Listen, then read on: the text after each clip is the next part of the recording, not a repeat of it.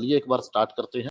Last class में मैंने आपको ये बताया था कि अगर मान लीजिए किसी वेक्टर की डायरेक्शन ये है और कोई भी अगर मैं उसकी लेंथ ले लूं, मान लो 3,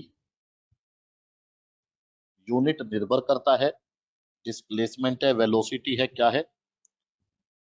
अगर मैं लेंथ अपनी तरफ से मान लूं 3, तो मैंने आपको ये कहा था कि इसे मैं 3 i कैप लिख सकता हूं। तो मैंने आपको ये कहा था कि हम यूनिट वेक्टर्स को डायरेक्शंस के लिए यूज करते हैं।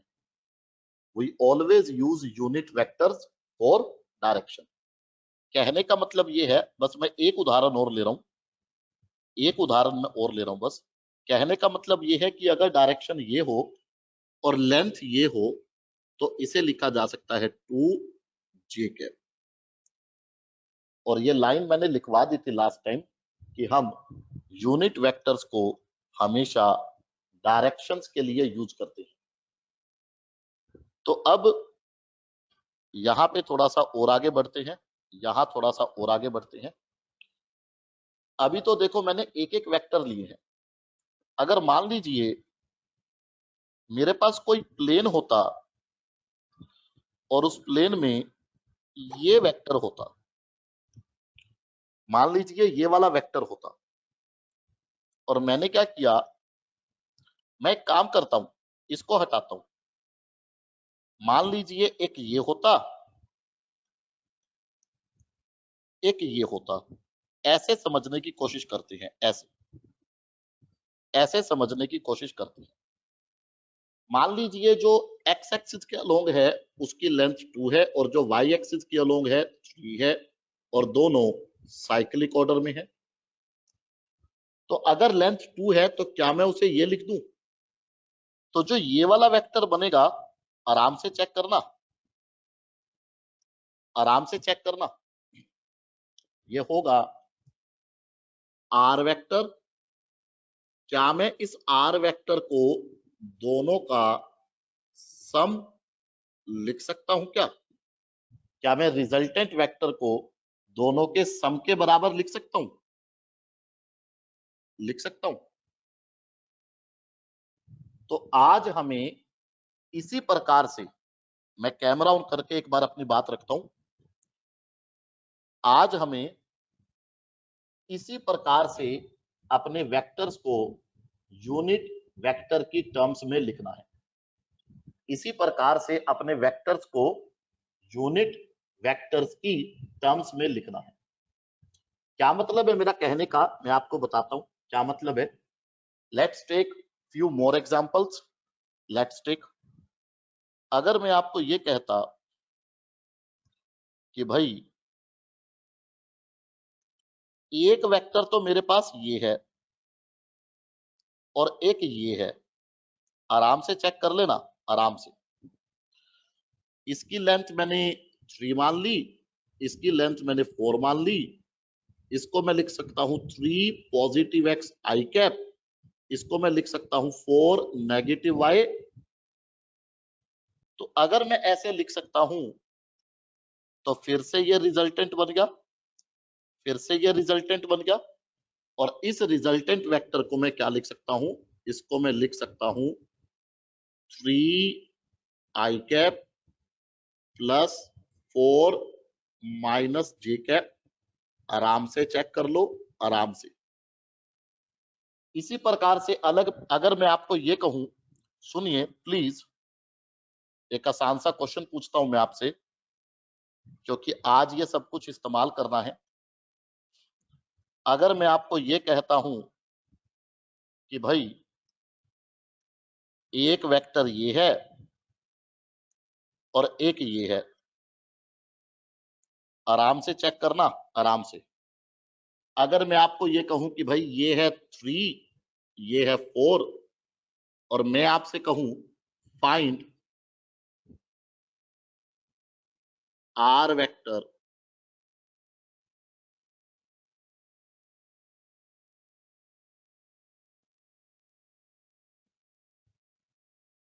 बताना। समय देने वाली बात नहीं है, बताना। तो सबसे पहले तो ये देख लो, ये होगा आर वेक्टर, पहले तो ये देख लो। और अगर मैं इसको लिखना चाहूं, मैं सीधा लिखूंगा, I can surely right 3 minus I cap plus 4 minus J cap. चलिए एक और आसान सा क्वेश्चन पूछता हूं, ताकि जब अच्छे क्वेश्चन आए तो हम कंफर्टेबल हो जाएं। एक और आसान सा क्वेश्चन पूछता हूं, एक और आसान सा क्वेश्चन पूछता हूं 9th, कि मैं आपको ये कहूं, अगर आर वेक्टर ये है प्लस, और अगर मैं आपसे ये पूछ लूं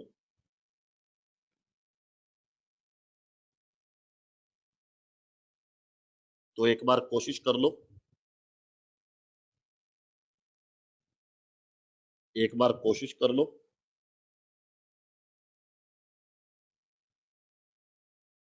एक बार कोशिश कर लो।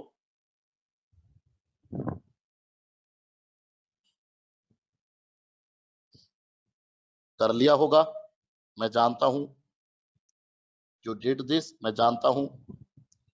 तो एक आएगा नेगेटिव एक्स में, एक आएगा पॉजिटिव वाई में। ये नेगेटिव एक्स वाला होगा 4, ये होगा 5, तो ये होगा आर वेक्टर। मेरा लिखने का एक बार ढंग देख लेना प्लीज, एक बार ढंग देख लेना।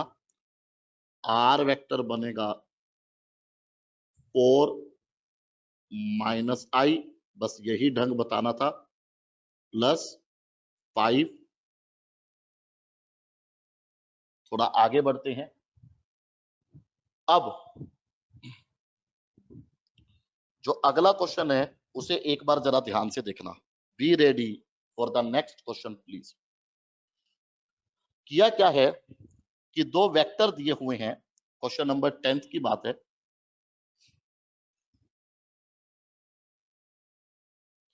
एक दिया हुआ है पी वेक्टर, जो दिया हुआ है i cap plus √3 j cap, और दूसरा दिया हुआ है क्यू वेक्टर, जो दिया हुआ है आई कैप, एक मिनट, जो दिया हुआ है i cap minus √3 j cap. करना क्या है, draw P vector and Q vector in vector diagram, vector diagram, and find, अभी बात खत्म नहीं हुई, and find angle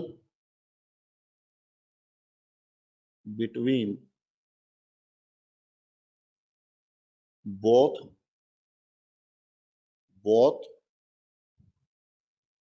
from that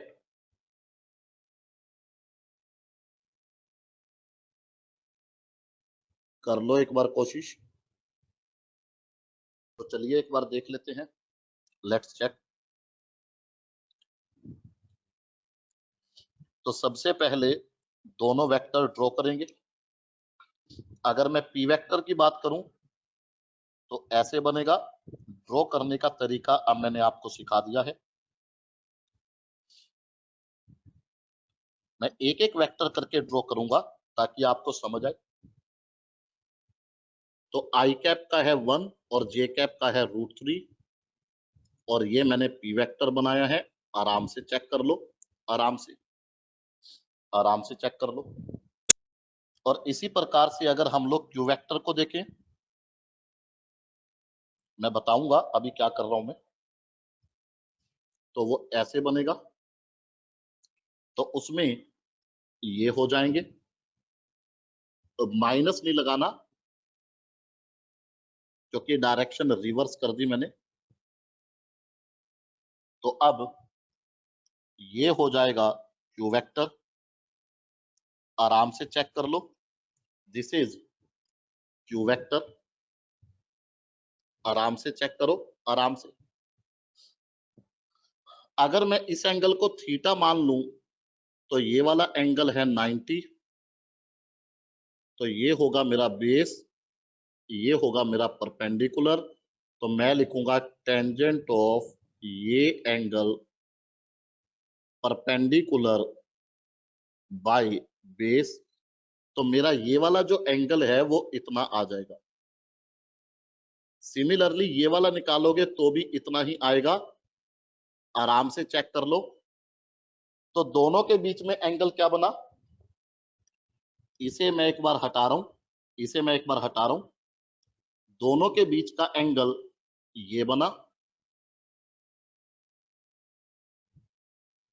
common tell के बीच में, और इतना बन गया। अच्छे से चेक कर लेना, अच्छे से चेक कर लेना। एक और क्वेश्चन है इसी प्रकार का, पर उससे पहले एक पॉइंट देख लो। पॉइंट ये है कि अगर मान लीजिए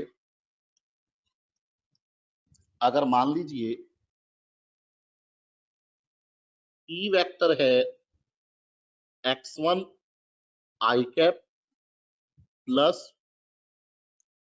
y1 j कैप, और q वेक्टर है x2 i कैप प्लस, और मेरे को इन दोनों को ऐड करना है। तरीका ये हुआ करता है कि आई कैप वाले अलग ऐड हो जाएंगे और जे कैप वाले अलग ऐड हो जाएंगे। ये तरीका हुआ करता है, नोट करें। और इसी प्रकार से अगर सब्ट्रैक्ट करना होता तो आई कैप वाले अलग, जे कैप वाले अलग। यहां तक नोट करें, तब तक मैं अगला क्वेश्चन देख लेता हूं। यहां तक नोट करें, थोड़ा आगे बढ़ेंगे। I think question number 11। P vector दिया हुआ है आई कैप प्लस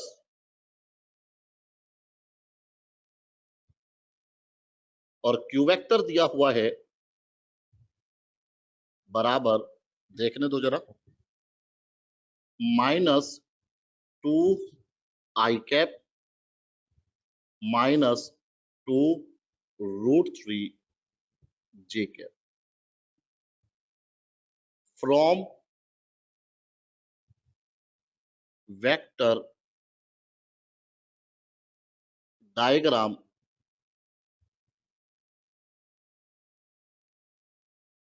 फाइंड, अभी बताता हूं, फाइंड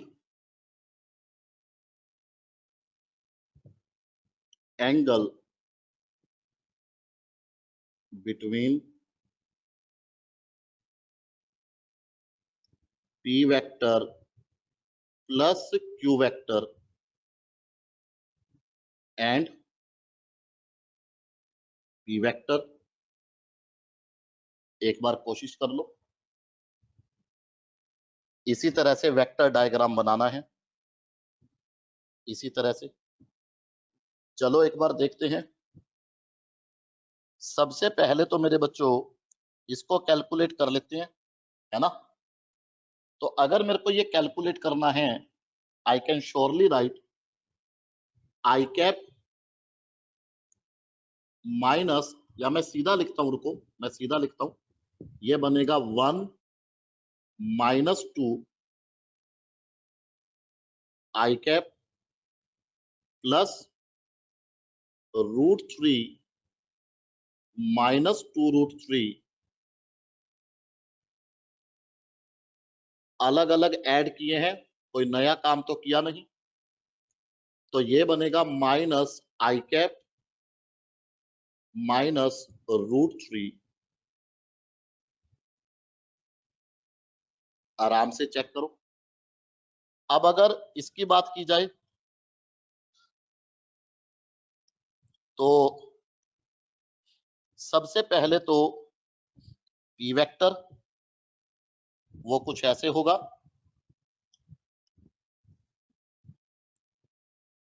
आराम से चेक कर लेना, आराम से। तो मेरे बच्चों एक एक वेक्टर ड्रॉ करूंगा ताकि आपको समझ आए। ये 1, ये √3 और ये पी वेक्टर है। इसी प्रकार से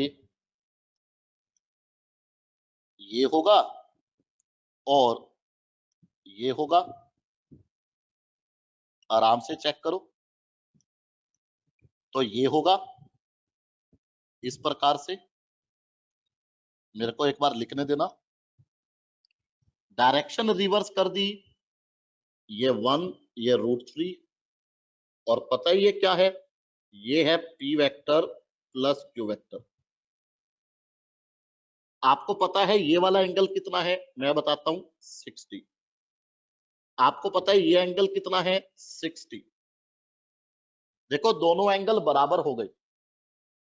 मेरी बात को ध्यान से सुनना, ये एक लाइन है, इसके ना हॉरिजॉन्टल लाइन के साथ ये दोनों एंगल बराबर हो गए 60 डिग्री के। तो क्या ये एक सीधी रेखा हो गई? अगर ये सीधी रेखा हो गई तो क्या यहाँ पे लीनियर पेयर बन गया? क्या ये लीनियर पेयर बन गया क्योंकि ये सीधी रेखा हो गई, क्योंकि ये दोनों एंगल बराबर है? प्लीज रिप्लाई फास्ट और क्लास का हर बच्चा रिप्लाई दे, क्लास का हर बच्चा रिप्लाई दे। तो मेरे बच्चों अगर ये लीनियर पेयर बन गया तो कॉमन टेल के बीच में एंगल हो गया ये पूरा और ये बनेगा इतना फॉर लीनियर पेयर। आराम से चेक कर लो, आराम से मैं लिख भी देता हूं, फॉर लीनियर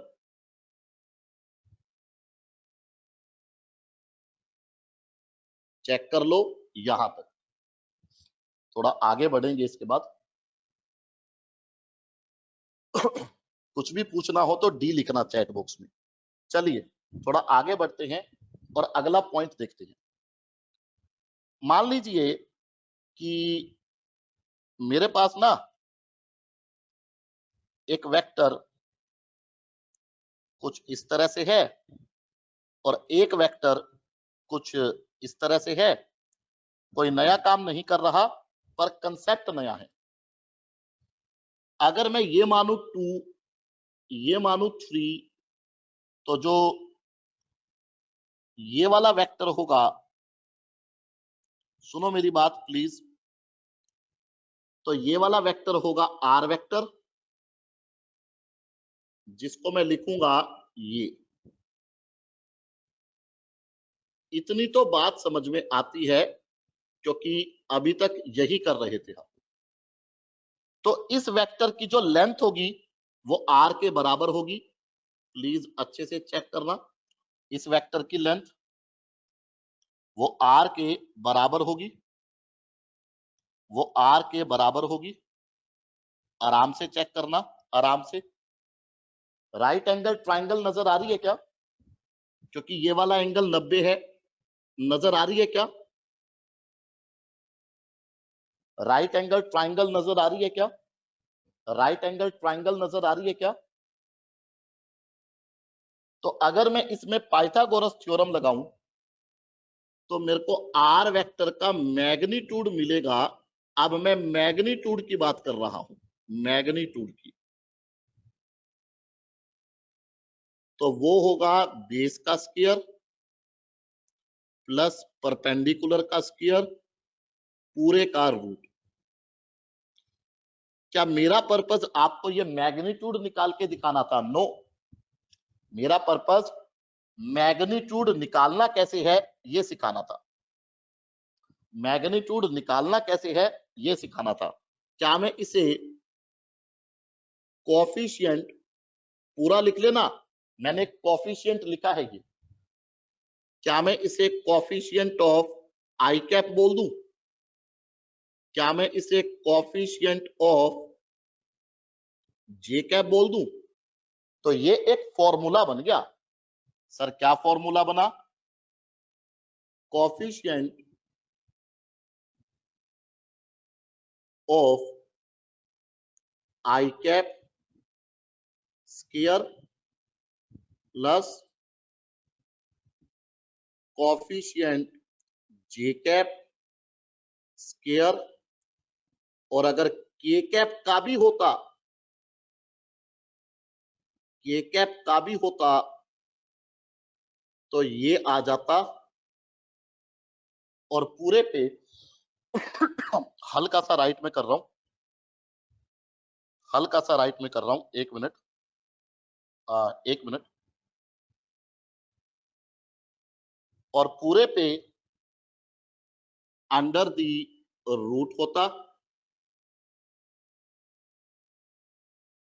तो ये जो मैंने लिखा है बच्चों, ये लिखा क्या है? देखो ये भी तो समझना जरूरी है ना कि ये क्या लिखा है, ये भी तो समझना जरूरी है कि हमने किया क्या है। हमने निकाला है जनरल फॉर्मूला ऑफ मैग्नीट्यूड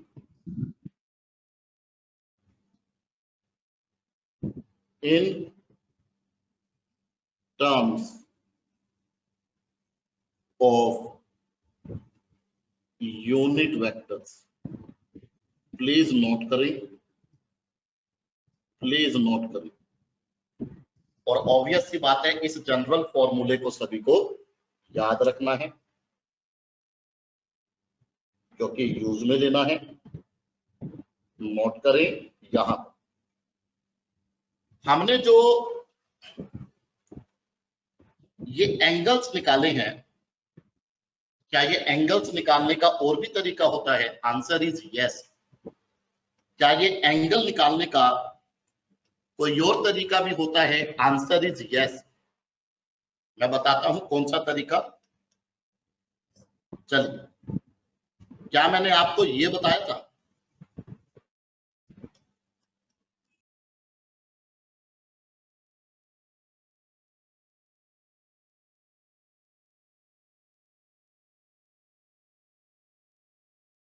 तो अगर ये वाली बात है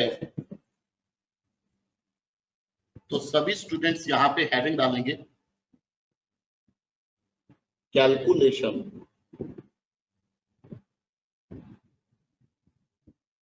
ऑफ एंगल फ्रॉम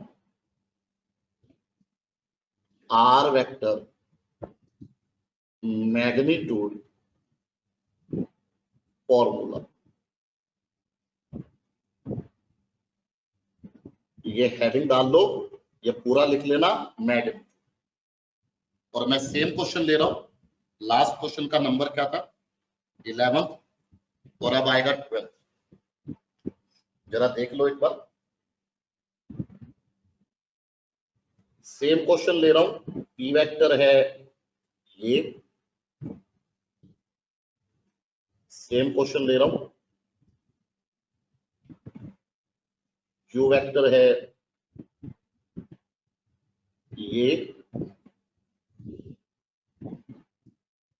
अभी ये एंगल निकाला भी था। और आर वेक्टर क्या होता है? Let me tell you. R vector होता है दोनों के सम के बराबर। प्लीज नोट करें यहां तक। और करना क्या है? करना क्या है आपको? फाइंड, अगर मैंने P लिखा तो वेक्टर P का मैग्नीट्यूड, ऐसे ये निकालने हैं सभी के मैग्नीट्यूड्स। एंड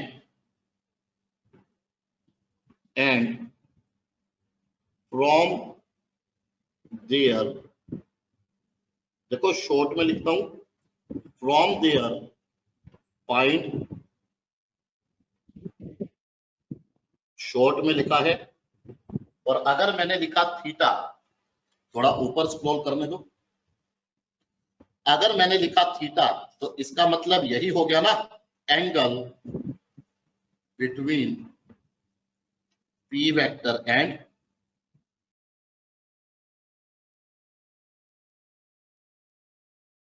सही बोला क्या? तो जैसा कि मैंने कहा था कि वेक्टर में टर्मिनोलॉजी का बहुत बड़ा यूज होता है। तो अगर मैंने लिखा थीटा तो इसकी टर्मिनोलॉजी ये है कि पी वेक्टर और क्यू वेक्टर के बीच का एंगल निकालना है, इसकी टर्मिनोलॉजी ये है। और आंसर आपको पता है क्योंकि अभी निकाला था, आंसर आपको पता है, बस आर वेक्टर के मैग्नीट्यूड के फॉर्मूले से निकालना है। एक बार कोशिश कर लो, जरा इसको देख लेते हैं from alternative method. Let's check. सबसे पहले पी वेक्टर का मैग्नीट्यूड होगा पी, ये आई कैप का कोफिशिएंट है, ये जे कैप का है, और पूरे का रूट भी करना है, बनेगा इतना। सिमिलरली क्यू वेक्टर का निकाल के देख लेना, वो भी इतना आएगा। सिमिलरली निकाल के देख लेना, मैं जानता हूं आप कर सकते हो। अगर मैं आर वेक्टर को देखूं तो P vector plus Q vector है, ये रहा पी वेक्टर, ये रहा क्यू वेक्टर। अगर मैं दोनों को मिलाऊं तो सिंपली ये बनेगा 2i कैप, सिंपली ये बनेगा, यानी इसमें जे कैप भी नहीं है और के कैप भी नहीं है। तो 0 0 लगा दिए, ये हर साल मेरा सिखाने का तरीका है, 0 0 लगा दिए। सर आपने ऐसा क्यों किया? ताकि जब मैं आर वेक्टर का मैग्नीट्यूड लूं और मैं उसको ऐसे लिख दूं, ऐसे, तो आप मेरी बात समझ जाओ। इसीलिए ये भी कितना बनेगा, 2। अच्छे से चेक करो, अच्छे से चेक करो। और अब आर वेक्टर के मैग्नीट्यूड का फॉर्मूला तो जरा एक बार देख लेते हैं, लेट्स चेक। तो थोड़ा एक बार गैप बना ले। तो अगर मेरे को फॉर्मूला लगाना है तो लिखने का ढंग देखना मेरा, लाइन के दूसरी तरफ लिखूंगा मैं, और मैं लिखूंगा R square B square Q square 2 P Q. आराम से चेक करो, आराम से। क्या यहां तक क्लियर हुआ? क्या सॉल्व करके थीटा निकाल लोगे क्या? तो मेरे को सॉल्व करने वाली बात आ गई। ये बनेगा 4 बराबर 4 प्लस 4 प्लस 8 कोस थीटा। ये 4 कैंसिल होगा, साहिल मैंने देख लिया मैसेज। 4 प्लस 8 कोस थीटा, ये 0 होगा। 8 कोस थीटा माइनस 4 होगा। कोस थीटा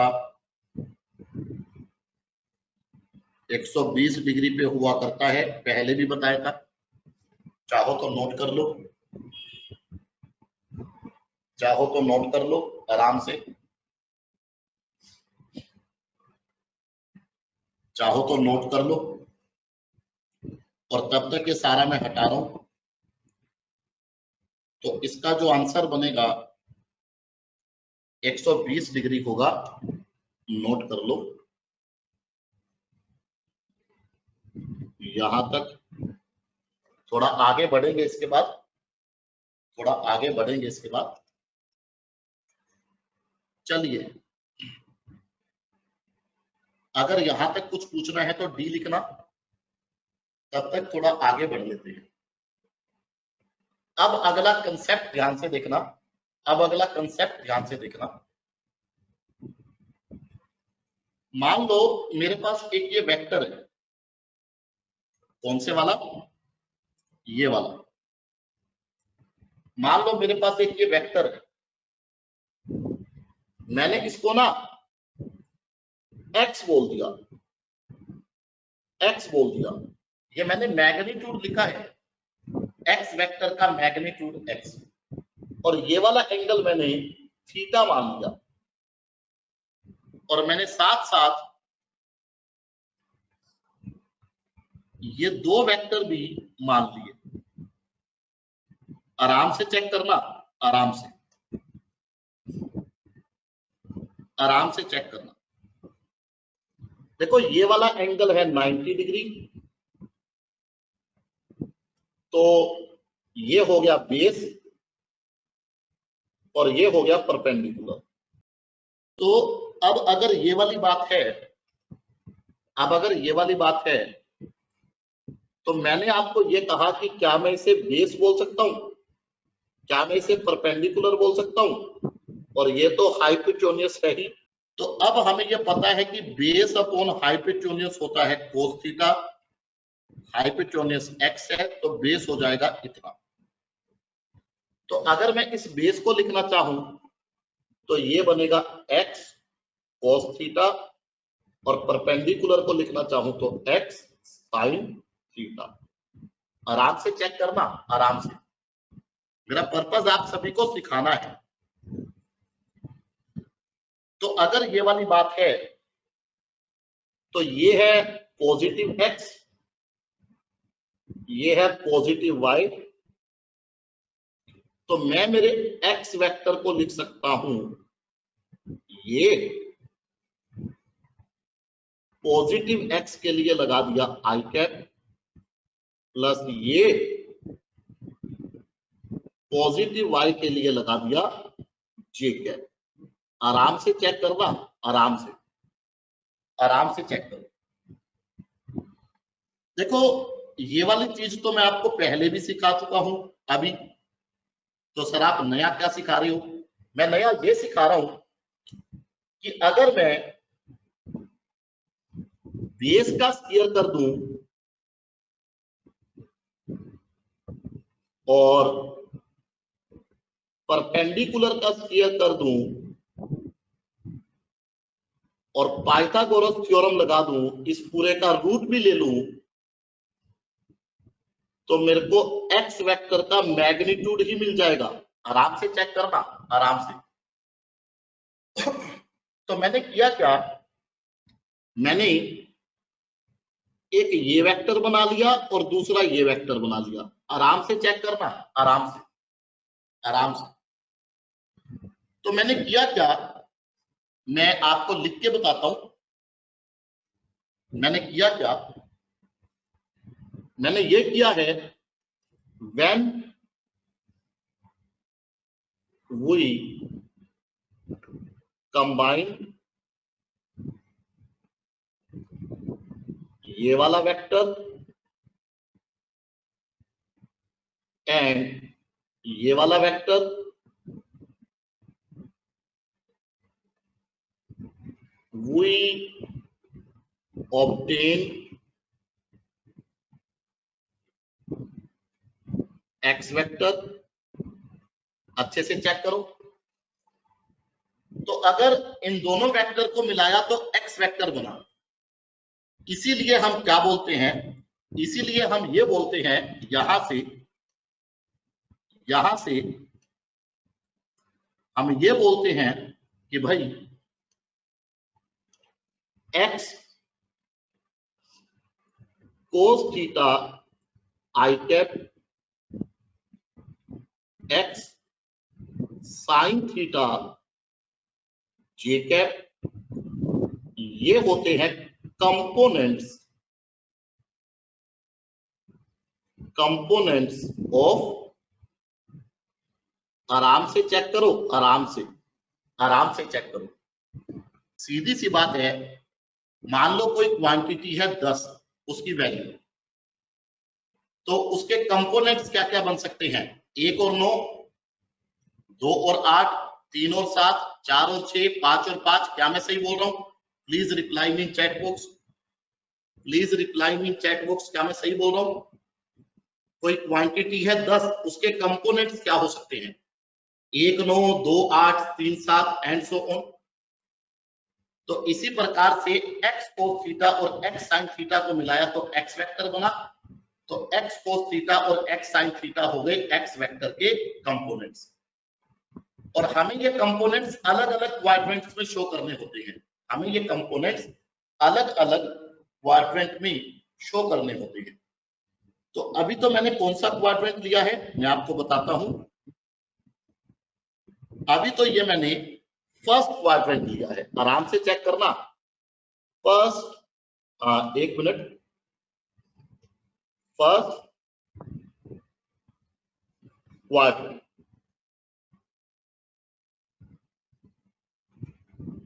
अगर मान लो, प्लीज ड्रॉ करते जाना, उसके बाद क्वेश्चंस भी दूंगा मैं।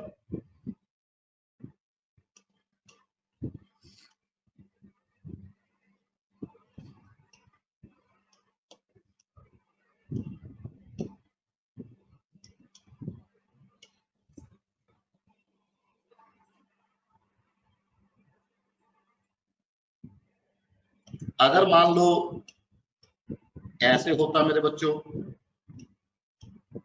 ऐसे होता, आप समझ ही गए हैं, और ऐसे होता,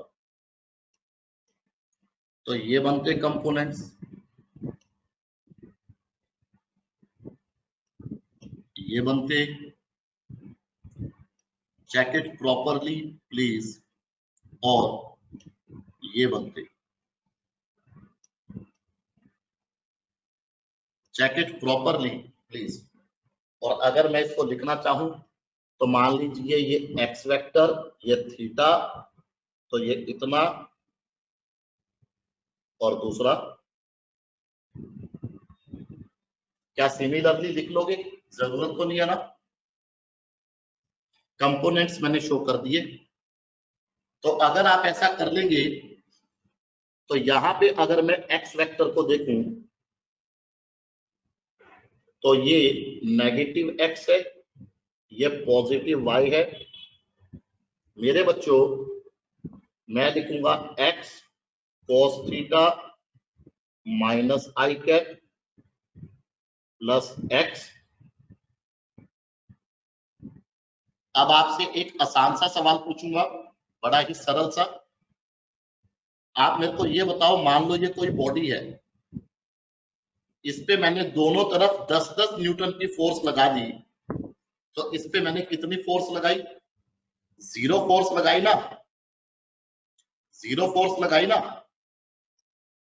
क्योंकि ये दोनों 10 न्यूटन आपस में बैलेंस कर जाएगी।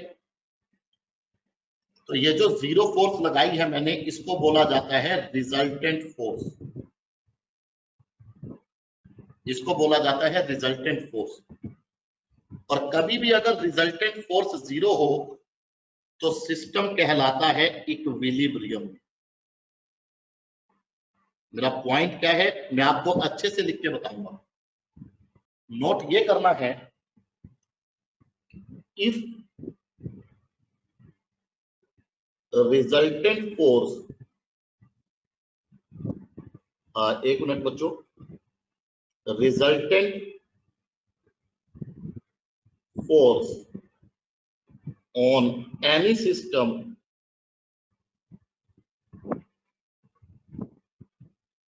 is zero, तो उस केस में हम ये बोलते हैं कि सिस्टम इक्विलिब्रियम में है। नोट करें प्लीज। कहने का मतलब ये है, कहने का मतलब ये है, कहने का मतलब ये है कि अगर मैं इस बॉडी पे इतनी फोर्स लगा दूं और अगर मैं आपको कहूं कि ये इक्विलिब्रियम में है, तो श्योरली ऑपोजिट डायरेक्शन में इतनी ही लग रही होगी। एम आई राइट? एम आई राइट? एम आई राइट? कि अगर मैं ये कहूं कि ऊपर इतनी लगी और ये इक्विलिब्रियम में है, तो श्योरली नीचे भी इतनी लगी होगी। एम आई राइट? एम आई राइट? इसका मतलब ये है, इसका सरल सा मीनिंग ये है कि इक्विलिब्रियम में लेफ्ट और राइट की फोर्स बराबर होती है, जितनी राइट में उतनी ही लेफ्ट में, जितनी ऊपर उतनी ही नीचे। लेफ्ट राइट वाली बराबर होती है और ऊपर नीचे वाली बराबर होती है फॉर इक्विलिब्रियम। तो अगर ये वाली बात है, आप चाहो तो आगे लिख सकते हो, फोर्स लेफ्ट साइड की बराबर फोर्स राइट साइड की, एंड सो ऑन। आगे तो आप समझ ही गए। अब क्वेश्चन किस प्रकार से है जरा देख लेते हैं। ये मान लीजिए मेरे को कुछ फोर्सेस दी हुई है, और मान लीजिए एक फोर्स दी हुई है ये, दूसरी दी हुई है ये तीसरी। आराम से चेक करो, आराम से। मान लो ये वाली फोर्स दी हुई है 10, एन का मतलब न्यूटन, ये वाली दी हुई है 20, एन का मतलब न्यूटन, और ये वाली दी हुई है एफ, और ये दिया हुआ है। आराम से चेक करो। और यहां पे ना कोई ऑब्जेक्ट है जिसपे ये फोर्सेस लग रही है, किसी ऑब्जेक्ट पे ये फोर्सेस लग रही है, और करना क्या है आपको, find F and theta if given object in equilibrium।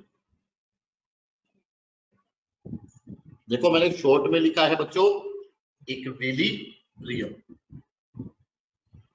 तो अगर ये ऑब्जेक्ट इक्विलिब्रियम में है तो एफ और थीटा निकालनी है। 1 मिनट का समय है, कर लो कोशिश। आप कर सकते हो, मेरे को पता है। और क्वेश्चन का नंबर क्या है, ये 12th का आखिरी, तो ये 13th हो गया। आई नो कि आप कर सकते हैं बच्चों, करें कोशिश।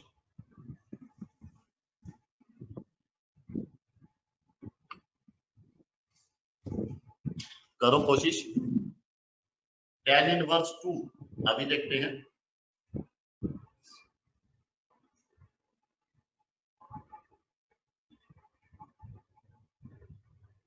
अभी देखते हैं। सो ये और ये, अब कहने की बात क्या है मैं बताता हूं कि ये फर्स्ट और सेकंड बैलेंस होगी, ये थर्ड और फोर्थ बैलेंस होगी, आगे नीचे वाली बराबर और ऊपर नीचे वाली बराबर। अगर हम इन्हें बराबर पुट करें तो हम लिख पाएंगे एफ कोस थीटा बराबर ये एफ साइन थीटा बराबर। तो यहां से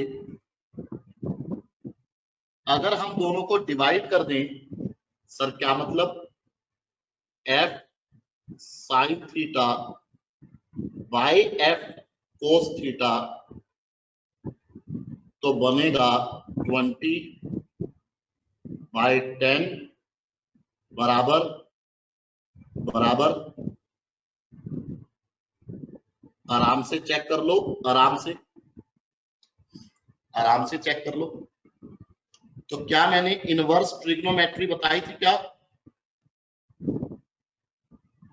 सर क्या मतलब आपका इनवर्स ट्रिग्नोमेट्री?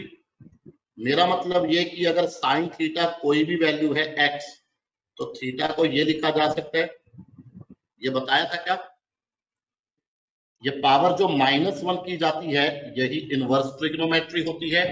मैथ में लिखने का एक ढंग होता है। ये बताया था क्या मैंने? तो यहां पे जो आंसर बनेगा वो ये होगा।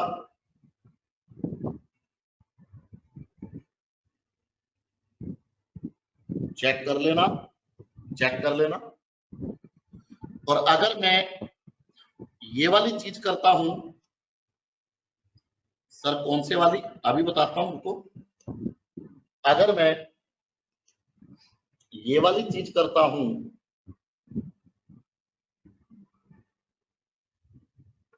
सर आपने ये क्यों किया? इसलिए किया क्योंकि मेरे को एफ निकालना है, ये एफ ही बनेगा,